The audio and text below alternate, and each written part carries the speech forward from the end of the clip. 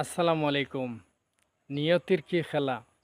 নারায়ণপুরের খসরু স্যারে গতকালকে আসাদুজ্জামান স্যারের জনাজা পড়লা। তিনি কি ভাবছিলা যে আজকে ওনার স্ত্রীর জনাজা পড়তে হবে?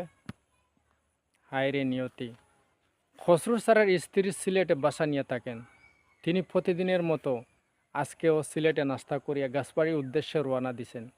তিনি কি ভাবছিলেন যে আজকে এই শেষ আমার সিলেটের বাসা থেকে বিদায় হওয়া এবং আমি গাছবাড়িতে পৌঁছিতে পারবো না, মধ্যের রাস্তায় আমি চলে যেতে হবে পরে পারে।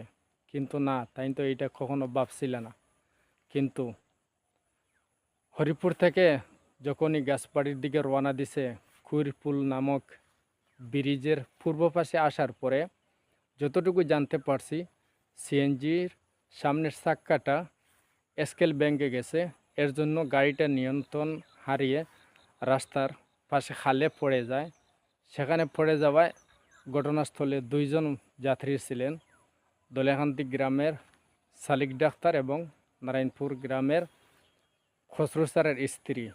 সালিক ডাক্তার এখনও গুরুত্ব আহত, উসমানী হসপিটাল আছেন। ওনার জন্য দোয়া রইল, আল্লাহ যেন সুস্থতা দান করেন। এবং খসরু স্যারের স্ত্রী পৃথিবীর মায়া ত্যাগ করে চলে গেছেন পরপারে। আল্লাহ যেন ওনাকে, ওনার বান্দিকে জান্নাতের উঁচু মর্যাদা দান করেন।